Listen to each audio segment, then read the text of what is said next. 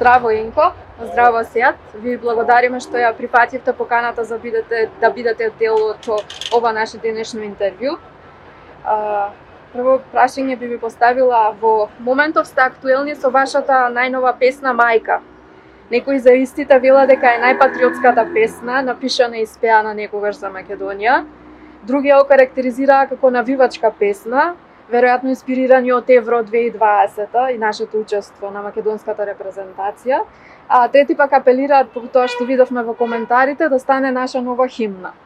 Слушајќи го текстот, но и музиката, Мајка остава впечаток дека е нешто многу повеќе од тоа и многу поемотивна, малку и тажна. Па затоа, која всушност ви беше вашата порака? Која е вашата порака со оваа песна?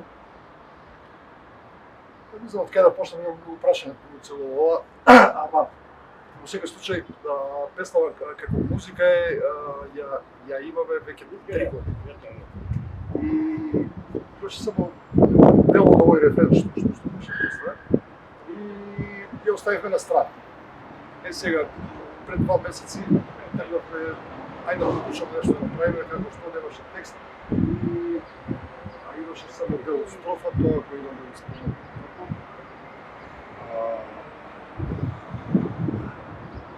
Песната е тешка и почнува со најголемото зло што може да се случи на човек и музички завршува со веселба, како да кажам, со веселба. Така да требаше така и да кореспондира и текстот. И се мачат, долго време се мачат да го напишам, се дека едно сабајле се пробуди во 3-4 сат и ја напишав цела. Уствари цела. Ги напишав првите 2 строфи и знаам дека сега третата строфа е најголем проблем. И оставивме до 2-3-4 дена, не можев да. Ако беше проблем, знаеш, третата строфа требаше да биде сега да ја фалиме државата колку ни е прекрасна, колку ни е убава, колку вако, а тоа не е реално, не е вистина, така само не го смислам. И така да најдов некој компромис да довршам и мислам дека ги заслужува сите похвалби и критики што може да ги има песна и тоа сето тоа што го наброи вистина. Велики песната е напишана искрено, со чувство. Се чувствува тоа, само во текстот човек не треба да слуша музиката, а уште заедно со музиката е тоа цели. Промоцијата на Мајка беше проследена и со ваша реакција на социјалните медиуми, во која, како што велите во коментарот, била изигнорирана иако публиката од страна на медиумите, иако публиката уште од прво слушање и се допаднала. Зашто стануваше збор и дали по вашата реакција на социјалните медиуми се промени односот на медиумите кон Мајка?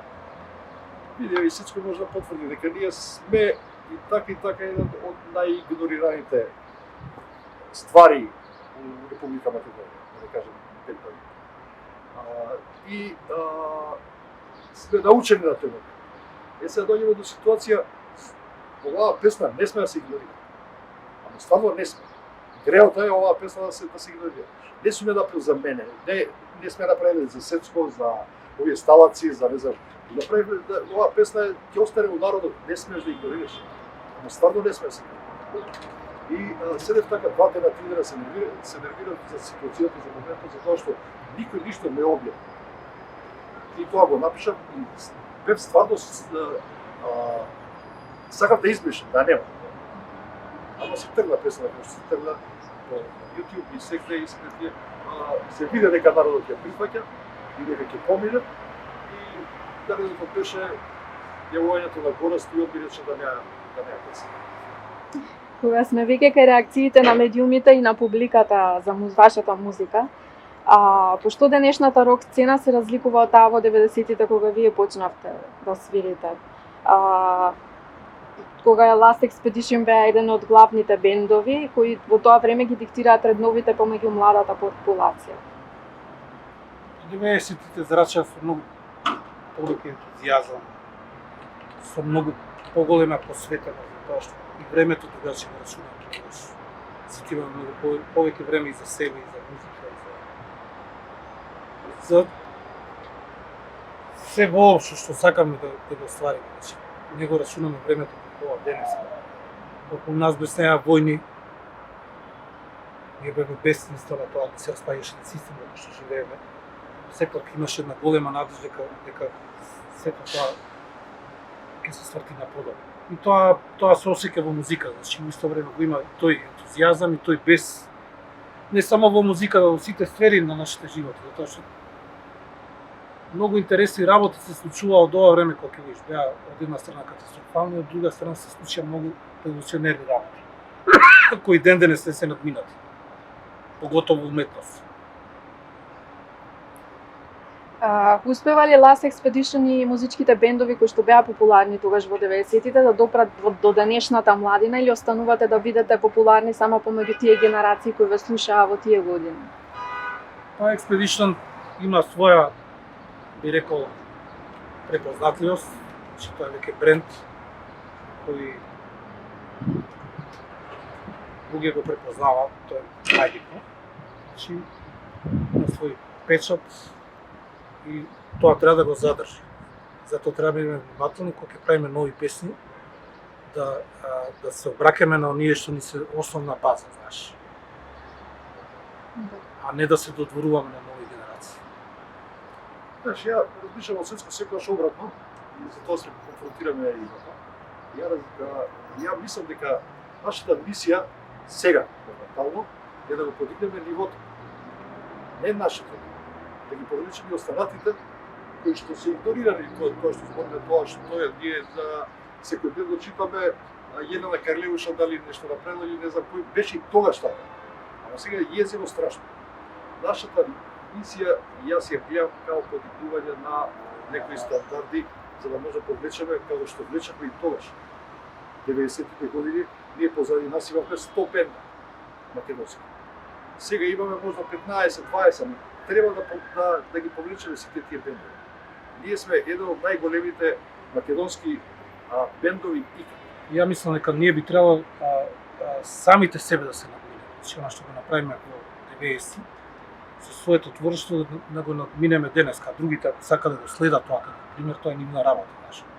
Секој ствара индивидуално сам за себе и други се тие кои треба да оценат дали тоа вреди, дали не вреди, дали тоа за некои наредни генерации ќе значи нешто или не, тоа не е наша работа. Значи, учиш во живот едно дело, други оценуваат што треба да се случи со него.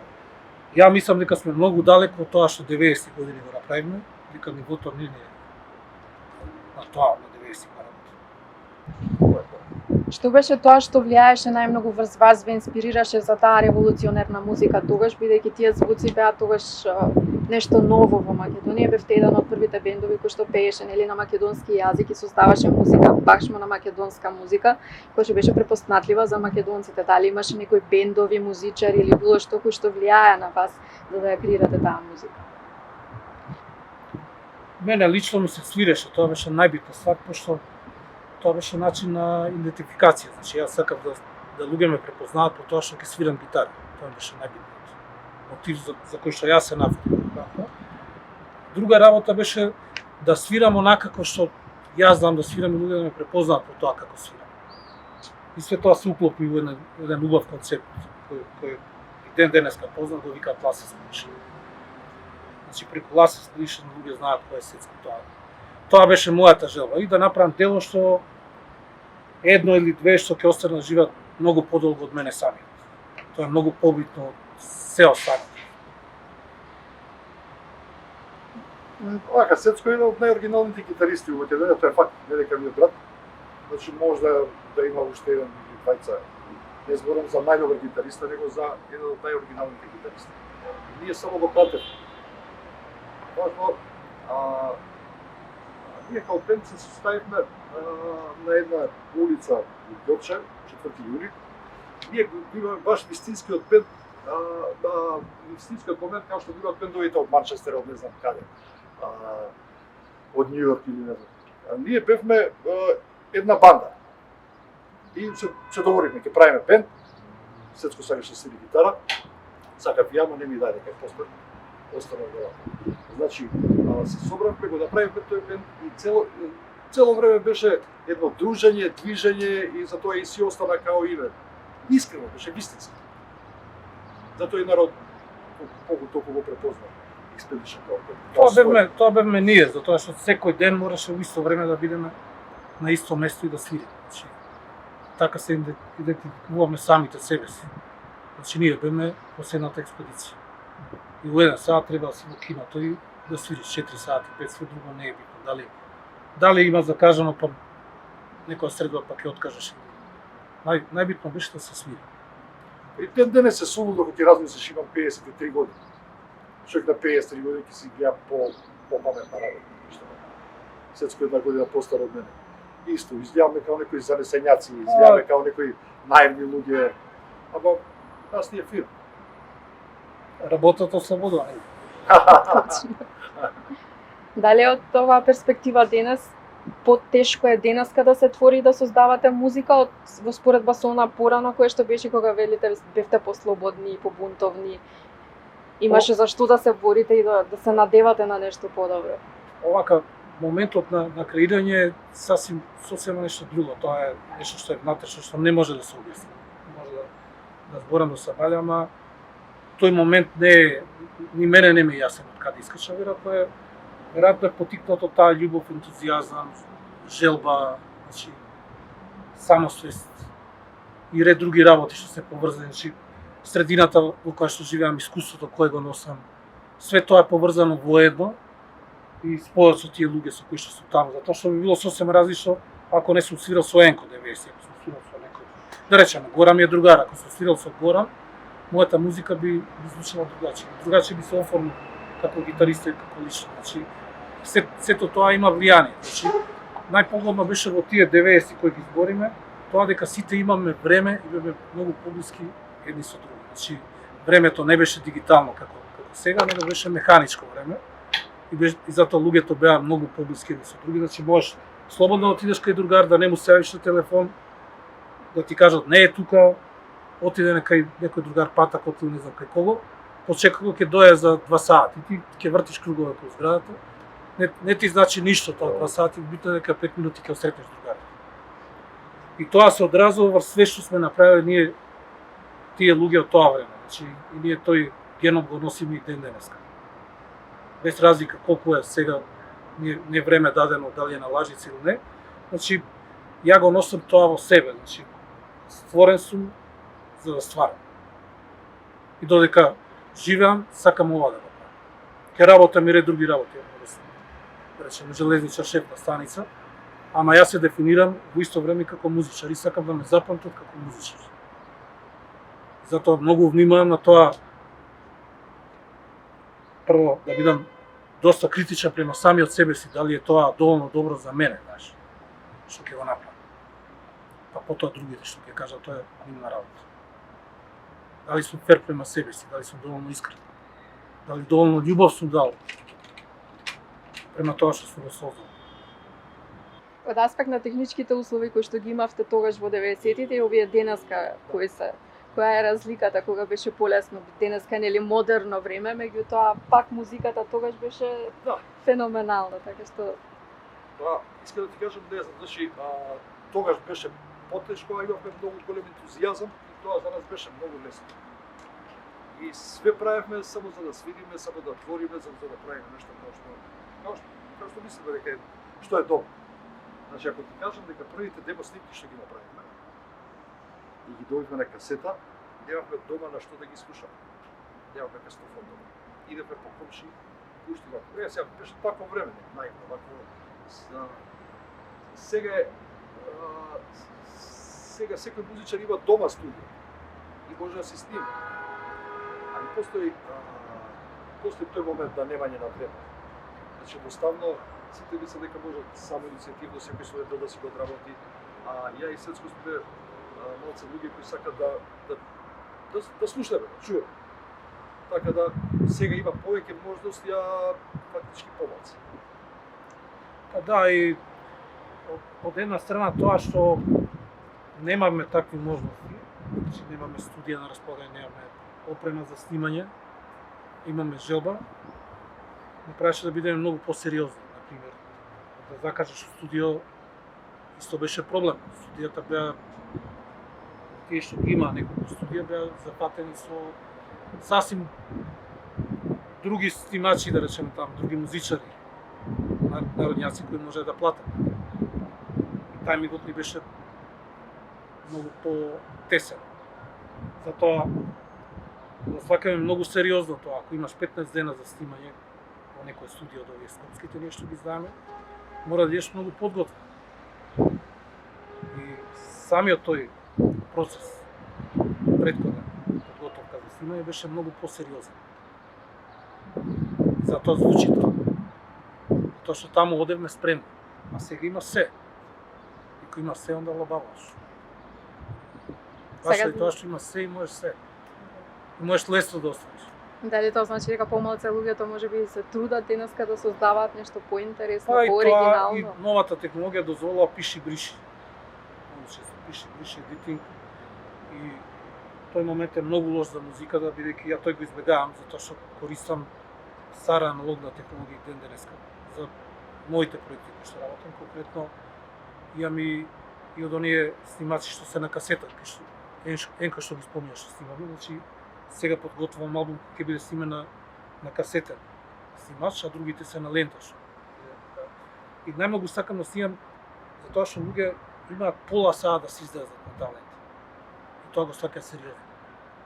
Тоа е исто како у дигиталните апарати. Имаш бесконечно колку сакаш да штракаш, тоа е една можност, а друга можност е 36 пати да сликаш. Онда мора све да биде наместено за 36 пози. Онда концептот е многу по-сериозен. Затоа го сакам тој дел на снимање. Друга работа е што е многу по-органски. Значи дигиталниот свет е сосема другачи. Кеснува. Значи тој запис што е аналоген е секогаш различен. 100 пати да го снимиш лентата, 100 пати звучи по-добро. Никогаш не се повтори. И затоа го сакам, затоа што е многу близок до човечката душа. Има еден момент на песна на Шефе, значи таа снимавме 95-96 година, и има грешка.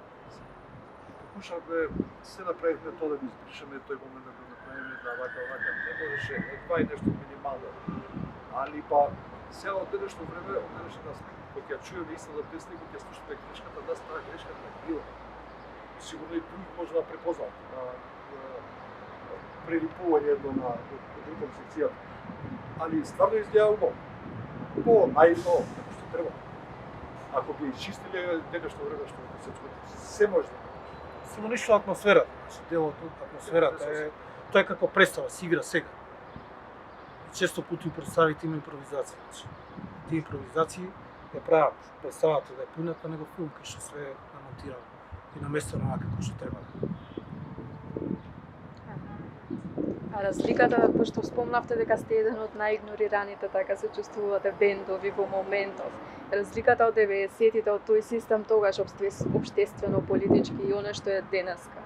За вие да творите и да бидете видени, слушнати. Ние не се трудиме толку за да бидеме видени и слушнати, али ако те интересира што е подобро, што е полошо, овој систем денешен е 100 пати полош од тогаш. Иако почнавме да свириме, првата свирка ни беше на ден на полнолетство 86-та година. И ние требаше да отидеме таму, се пријавува бендови средношколски. Ние сме фактички бенд од средна школа, некако мало. Отидевме у град Скопје, некоја канцеларија, нешто тука беше центар. Пријавува тие ни викаат текстови ни треба. Како текстови да ги прегледам. И нема проблем се да бе проекти за пола сат. Додека се мисли ги напишам дека се враќаме ги даваме текстови. Седи читат сега, ако ти кажам што се пишуваше многу, 10 пати по-лошо од денешно време. Мислам по-тешки текстови. Имавме среќа, човекот што го проверуваше тоа беше известувач на Данјук од Скопје. Писмен човек, нормално. Сега текстот се насмеа, супер, боже, мислам, он не прими да свири. Денешно време нема ни да осетиш дека некој тебе те трпа на страна, дека те нема. Сега, ако ти кажам, ја снимивме, Хеј Хо ја снимивме, 2015 19. Пуштена само еднаш и уште еднаш намотана 2 пати на телевизија пуштена. Никој само иницијативно не ја пушта. Они се чекаат сега ние кинеме, ние поребакци ќе имаме. Не е тоа наша работа. Нашата работа е до таму, до тоа излез. Се останато треба да си го сработиме сите. После тоа беше песната ја пуштиме на пример Охридско море. Тоа е песна без спот. Одиме на Охридско море. Ама едноставно никој не се јави да каже луѓе срамота е оваа песна да нема спот. Никој не се јави. Само иницијативно да каже јас сакам да платам спот или нешто да направам. Значи 100 пати потешко време. Нема тоа што беше. Тогаш полесно ли беше луѓето самите се јавували, медиумите? Па да. Имаше некој искрено разбирање меѓу луѓето. Не беше ни лесно ни тогаш. Секогаш во наша држава постои тој момент на правење кланови, овие со тие со овие, па луѓе од градови, овој дошол од таму, не знам овој таму, вака. Значи, тоа интерес постоело и тогаш, ама не беше толку како што е сега. Сега живееме во едно време кај што обичниот човек е доведен во ситуација да во негово изумирање, значи стварање на еден нов човек, транскомодиден човек, што ќе го замени обичниот човек кој е слуга на господарот. И во таа служба се и сите медиуми. Значи ние не треба да плачеме дека нашата музика била доволно пуштана или не, затоа што само дел од тој процес. Не, затоа само да му кажам дека не плачеме. Јас само кажам. Иначе не заболе курот кој што мисли како мисли, знаеш. Не плачеме за никој. Значи, да си тераме така како се тераме, тоа е нашиот пат, потежок е, ама е исправен.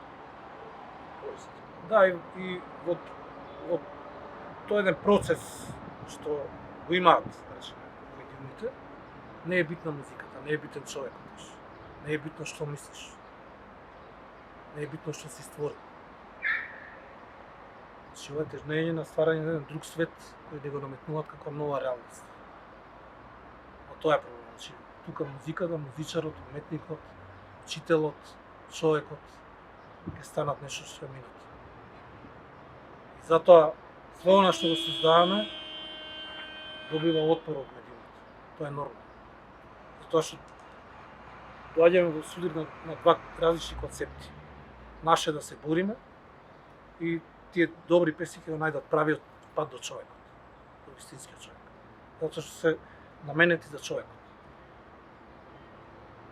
Колку во оваа битка, да речеме, со медиумите, тоа колку тие ќе ве покријат, нели, ќе ја емитуваат, промовираат вашата музика, ви помагаат социјалните медиуми, Facebook, Instagram, особено YouTube, или па ви одмагаат за да допрете до публиката и не само оние кои што, нели, се ваше јадро на кои ве слушаат од 90-тите, него и онаа млада генерација, бидејќи се уште има таков тип на млади луѓе кои што слично на 90-тите си бараат.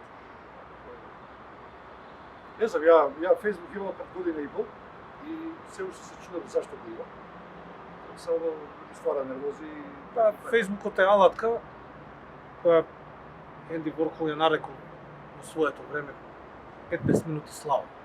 Значи, ќе дојде време кога секој човек има 15 минути слава. Значи, на Фејсбук сме сите ние исти. И тој со добра песна и тој што се сликал на плажа. Сите сме исти. Тоа е Фејсбукот, тоа е Инстаграм, тоа е побетар TikTok, како вика, тоа више таму не навлагам. Значи, пошто не го ни користам. Ама натаму идат сите медиуми. Значи, можеме да видиме каков бил 90 години MTV и кој е MTV денеска. Кои се добитници на награди 90 години Nirvana, Pearl Jam, нели, Red Hot Chili Peppers. Да не ги набројам сега сите и кои се денеска. Кога ги ставиме по редослед, ќе сватиме кај се движи светот. Светот е моментално под целосна контрола. И тука се медиумите притиснати и издушуваат нивната работа на тие што бават со светот. А ние сме само оние што бунтуваат, значи нашиот глас се обидуваме да го чујат, а ќе го чујат било како, ако ние се трудиме да го чујат. Не се ни битни медиумите. Јас скоро прошлата година дадов некој интервју кој што ми го цензурираа. еден убав дел и го постави онака како што нив им одговараше. Не бев љут затоа што ја сваќам ситуацијата. Каква е ситуацијата моментално и што се случува, затоа што имам разбирање и према тие луѓе што мораат тоа да го работат. Едно време размишлав да се повлечам скрос и тоа и ќе го правам на многу интересен начин. Затоа постои сабкултурата. Ако имаме некоја култура која ни ја пласира денеска, ја ќе го правам тоа што мене ме одговара. И соберам луѓето кои ми се блиски. И ќе ствараме нова култура, нов концепт. Значи нема да се обраќам преку медиуми, нема да им давам MP3. Сега ќе штампам на касета. Тој што сака да чуе тоа што го стварам, нека купи касета. И така ќе биде. Мислам, се движиме натаму, значи така ќе се препознаеме кои сме и што сме во истина. Затоа што ова морена безличност, сите сме исти. Тоа се тие 15 минути слава. Тоа не го наметнува моментално ова што се случува овој концепт новиот на како би рекол на новата реалност. Сите сме исти. Пак ќе се навратам на песнава Мајка, што е, правиме значи, моментот дека е Мајка е као поедно и навијачка песна. И се појавија три други претходно навијачки песни. И тие се нормално ги има сега на телевизија, на радио, по вестници, по сите социјални мрежи и се тоа. Нашата ја нема. И сега, на тие центри на моќ им смета сериозен израз. Значи, се што е убаво од типот на Бионсе и компанија и не знам J-Lo или не знам како се вика тој не ги зна. Значи, тоа е супер. Значи, пак ќе се навратам на тие трите песни. 20 пати повеќе се спомнува Македонија у тие песни, ама тие се пуштани, ама немаат сериозен текст. Се е тоа нешто општо народно веселје, а овој текст има тежина. И веќе е проблем за некој. Така и... Знаеш, тие медиуми, што Енко ги спомиња, има свој газди. Значи, концептот меѓу газдата и слугата е дека слугата му се починил на газдата. И газдата го бара тоа цело време. И дека он е дури љут на него затоа што без борба му се покори. Сега, ние сме рокери, ние можда на некој начин он не третира како слуги, ама ние не се обраќаме како слуги, него ние прекосиме. Така да е сасвим нормално да имаме отпор кај тие медиуми што имаат газди. Значи не му одговара нашиот концепт. Поготово во време што спомнам, кој сега го живееме, кој на некој начин еволуционерно време и ќе видиме што ќе се случи со човекот пред свртница. Дали ќе го има или ќе биде сосема нешто друго. Ние вижте, конкретно за мене можам да зборам, не можам за сите поединци. Јас си одбрав својата страна и на таа страна ќе служам. На човекот. Тоа е најбитно, затоа што човекот е на овој свет дојден со своји дарови да ствара. Човекот е единствениот што има капацитет да го менува животот и да го менува светот. И таа благодет што имам, ќе ја посветам на музиката и на стварање. Тоа е многу побитно него дали некој на некоја телевизија или некој радио ќе ме пушти. Добрите песни остануваат. Ни Библијата не била напишана во тоа време, него била пренесувана човек на човек, па колку луѓе ја читаат денеска, така? Значи, тоа што е убаво, тоа што е. Не кажете дека не е воопшто проблем зборот Македонија кој се спомнува во песната, повеќе е некое чувство на некоја критика или нешто. Се препозна сериозен текст. Значи сега ние не збориме песна за туризам. Некој зборува за туризам и за општо веселје, а у суштина не испада веселје, дали сега ќе се навраќаме на навијачкиот. Имаме сериозен текст кој ќе остане добри 20, 30, 50, дај Боже 200 години. Остане. Ама зашто денеска да некој го смета? Чувствувате дека денеска алтернативната музика има помалку покриено со она што велите, нели, на Да, MTV? тоа е таа сабкултура, значи имаме една култура што е доминантна, нели? Која не го менува се. Имаме луѓе кои само слушаат, кои се покорни на господар, така. Тие се покорни и слушаат наредби и нивното време е негово време и сето она што ќе направат е во негова услуга. А има луѓе кои тежнеат да го менуваат светото. Тоа се тие луѓе што ги збориме, таа култура што создали, што испод таа и што не е толку значено, а е многу позначено, и таа го менува светот. Бунтовниците што во 90-тите бевме со долги Така и тие ги коси. памтиме. Сите други ќе бидат заборавени. Бионси, беше го спомнали, значи овие звезди. Така и гледаме, тоа е она концептот на хит. Значи имаш хит и после го снемува доле. А добрите работи останаа. Секогаш е така. Значи никој не може да ги избрише делата на некои значени сликари како што е Рембрандт, како што е Ван Гог.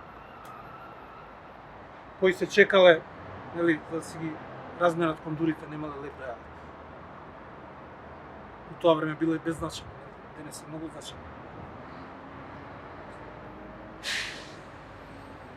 На Википедија видовме дека имате само на англиски јазик напишано за вас и тоа многу малку информации. Баш ние говоревме за тоа дека многу денес млади кога треба да истражуваат нешто користат Википедија и дали мислите дека треба да ве има сепак кон да остане не само музиката, него и информациите вашата ние приказна сме некаде класичен на бенд, македонски. класичен бенд од Грче што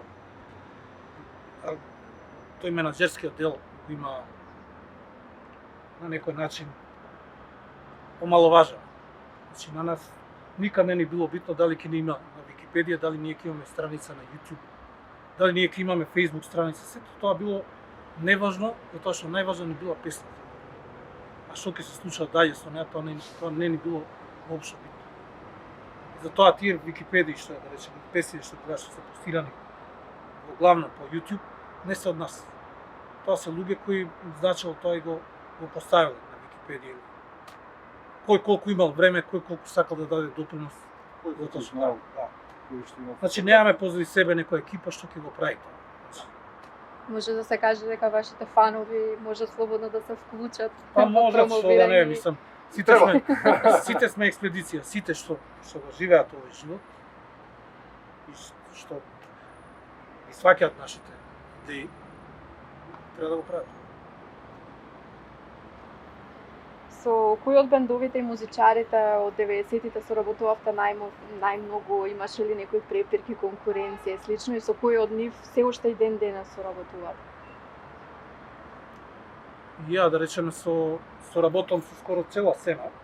Значи поготово со бендот што ги Мугер Фугер. Значи тоа е таков отворен концепт кај што нонстоп викам гости, поготово пејачи. Така да соработката е многу широка, скоро цела сцена, значи од оние што се веќе музичари, што некои дури од нив кои веќе се пензионирани ја ги активираат. Например, првата песна што направија чиста околина после токаа пауза со мене ја направија. Потоа продолжија да работат. Значи со Горан Трајковски имам соработки и ред други, сега да не ги набројам, пошто сигурно од токава една огромна екипа некој ќе заборам. Значи мене ми беше прво многу интересно затоа што ја бендот го доживав како фамилија. И тоа се 5 луѓе кои што не треба да се менуваат. Значи, ретко кога доаѓал некој да даде допринос за бендот, затоа што се ние сами сме правили. Ако доаѓал некој, нали бил многу близок и сме знаеле точно дали треба Хемон да освири, дали треба Конги да освири. И не бил обврзан да биде со нас. Знаеш.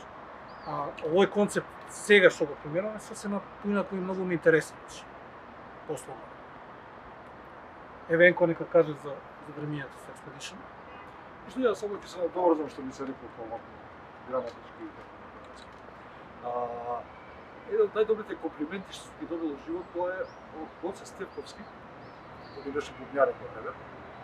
И кој ќе се видиме дали се викаме братанат, се викаме вака по нашки. Вика братанат, знаеше да работа ќе ти кажам. Вика сум свирал по сите можни бенди. Секој епизоди да забавија. Вика најубаво би било во Expedition. Така да, мислам, нема зашто да тоа не е само од него признање и од други. Кај нас секогаш било веселје, секогаш било насмеано и понекад ми е жал што тоа не сме го пренесувале на пример кога сме превише сериозни. Треба тоа да било малку така опуштено. Зад вас имате 4 дискографски изданија, кој од нив мислите дека остави најголем културолошки впечаток врз општеството и во генерално младината, публиката? А кој најмногу потрошивте креативна енергија, кој најлесно го направивте од прва што го себе? Мислам дека најлесно да направиме вториот албум. Да, вториот беше Едноставно седавме, пробувавме некои 15-20 денава, тоа беа песните, се редеа, се правеа, многу лесно искочи тие песни.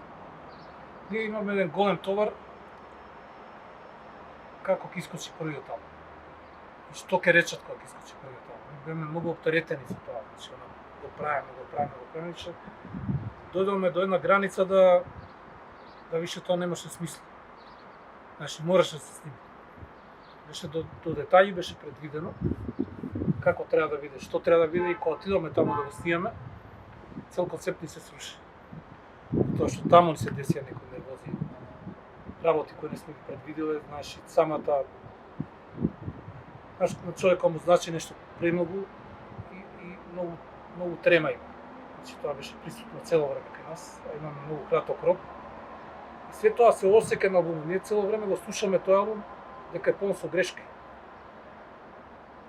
И не ни се свигаше. Затоа тргнаме одма да снимаме втор албум.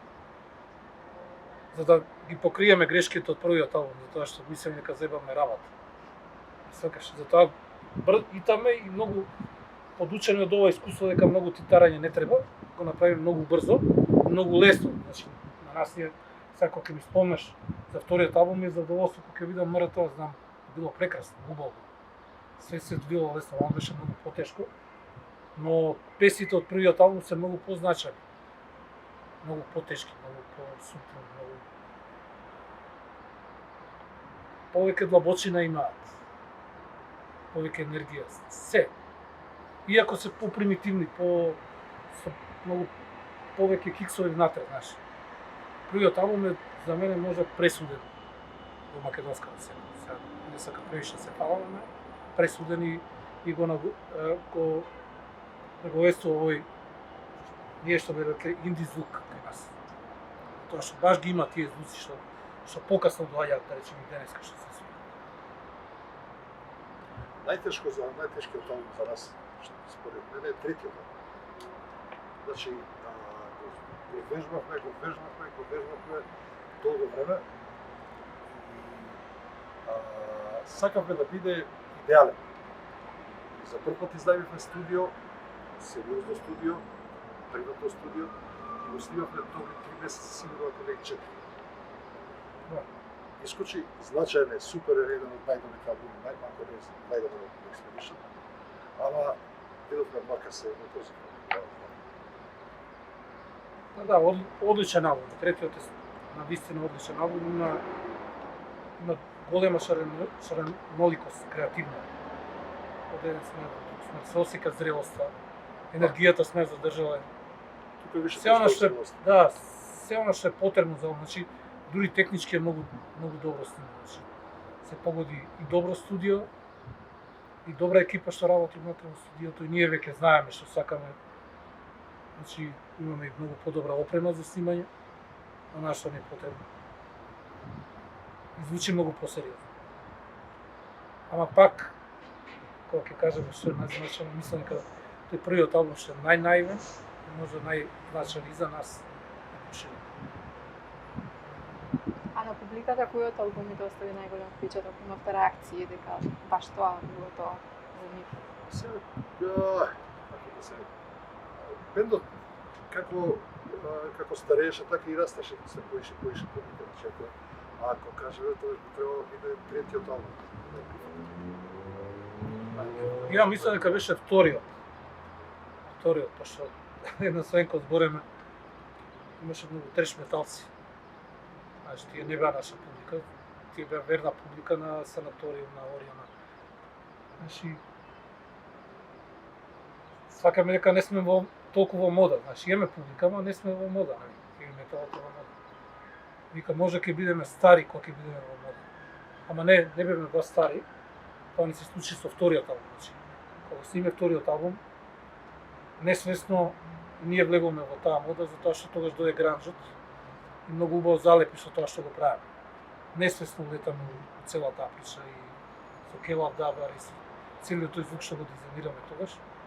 И беше еуфорично прифатен тој албум. Додека кога го снимаме третиот албум Бокс, не беше наше време затоа што не доаѓаше текното. И се секаш еден период кај што поготово ние беме малце по-конзервативни во смисла на снимање, значи ја сакаме таа аналогна технологија. На тој начин легално снимаме со гитари. Имаше и период кога јас самиот за себе мислам дека сум диносаурус. Затоа што свирам гитара. Затоа што едноставно беше, знам и кога ќе се упознаев со некој некаде во некој клуб, дискотека, некоја журка, избегнав да кажувам дека сум гитарист затоа што новата генерација не ја интересираше рок-н-рол, не знаеше рок-н-рол. Уште кога ќе му кажеш дека си гитарист, onda се многу смешно. Тоа се случи со текното, кое се ова што ние го правиме, на некој начин го уништи. Една цела генерација имаше што сите наши искуства беа фрлени во забрав. Па требаше да се сврти дека започне сето тоа одново. Во последните 20 години често се случуваше да најавите ваше пензионирање и повлекување од сцена. Меѓутоа повторно се враќате со нова музика, или сега со мајка, нели? Што е тоа што по 35 години кариера ве враќа и ве одржува во живот и ве тера да повторно творите? Ова пауза што имаме некај 20 нешто години, од 96-7 година, престанавме по не знам која година да се вратиме, тоа е ради мене. Стварно искам се засетив од сите тие ниски удари, ако ти кажам дека, например, не сум го кажал ова до сега никош, меѓу другото ме утепа моментот што го направивме најубавиот дизајн икад во Македонија. Тоа е бокс. CD-то и касетата се ставени во кутија од цигар. И финас имавме спонзорски договор кој директорот на Топачна Ljubljana, македонски вместен, тука што да го имева, не изигра. Останавме онака све сами финансираме. Бедојме никаков, бедојме денар никаков од него и каде ни се одбили све. Значи престанав да си го сакам своето чедо, што ми се вика. И не се го одјави, понека се прегнав и тоа е тоа. Тоа е таа пауза. Дека јавно мислам дека никад не сме рекле дека е доста. Ние сме бенд кој не рекол, не се кача да ова е последен концерт, мислам дека тоа не сме го взели. Се не знам сецко да кажа. Не, ја сватив дека Expedition нема креативно да продолжи со својата работа. Мене тоа најмногу ми усасува животот и јас си продолжив сам. Почнав со Мугер Фугери, до сега со Мугер Фугери ми издадено 11 албум, учествував на уште сигурно уште имам свирено на уште едно 5-6 албуми, кај што исто така имам дали креативно учество, дали само како гитарист. Значи цело време сум во оваа приказ. И многу ми е битно што сега во наредниот период малце ќе се подослободам ја од некои своји обврски, затоа што стварно не е фер да работам, а да не бидам целосно посветен. Затоа што би сакал да дадам уште поголем допринос него што сум го дал дека сум бил млад. И луѓето по тоа памтат, затоа и сакам да снимам уште пар нови албуми и потоа ќе си бркам здраве како секој стар човек. Ја ќе играм шах. За мене се човечество предмет. Знаеш, некаде човек треба да ужива у тоа што го создаваш. Да го препушти на другите и да се сретне со нив. Мене ми се случува тоа, ја например сретам некојаш луѓе што се од различни професии. Некој станал е професор, некој станал е попови, некој станал е зависни, железничари. И ќе се сретнеме на некој место во Македонија, било каде, и ќе ме гуштат и ќе ми кажат, знаеш ли колку беше убаво тогаш кога свиревте таму и таму. Тоа е многу значајно. Значи, она си сподел нешто убаво со некој човек и си успеал во некои моменти да го направиш да и он се осеќа голем.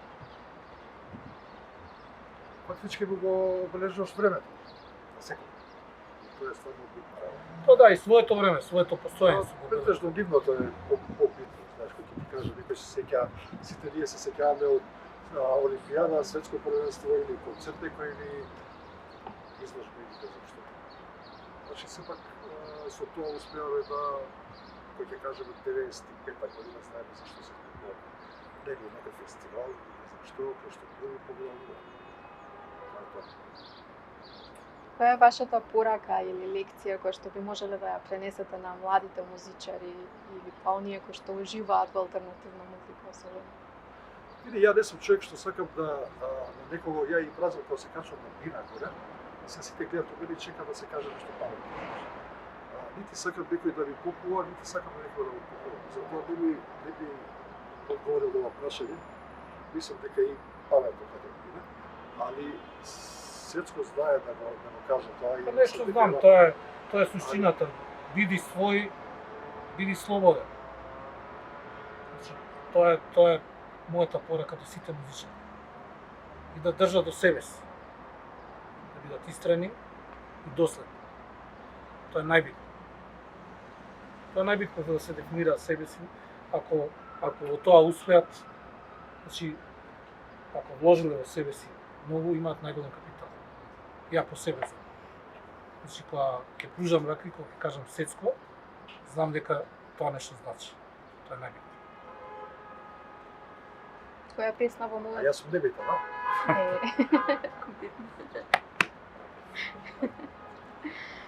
Која песна во моментов би ми ја посветиле на вашите фанови?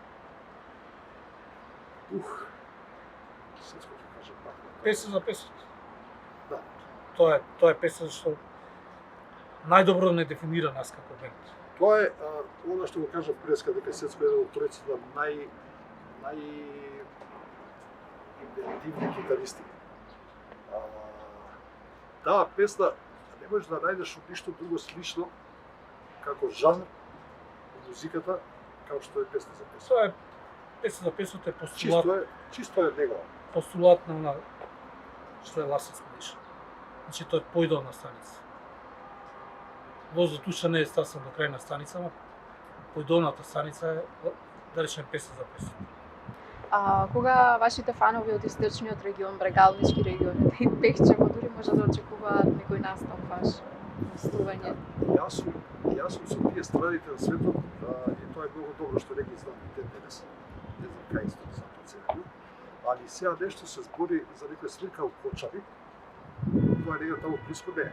Па тука значи може сега да биде за некои 15 дена, али вчера се јави ќе видиме ако биде нешто, ќе бидете информирани со време. Ја искрено источниот дел сум во Пекчево, тоа исполно жена ми е таму. И мора Секој лето сум таму. И таму е тој празник Петровден, така му го. И тука присуствувам на тие моменти на култура, нели, дувачки инструменти, така стави да видам што се дешава. Инаку како музичар не сум учествувал таму. Сега било баш мило да се качам на бина некој што.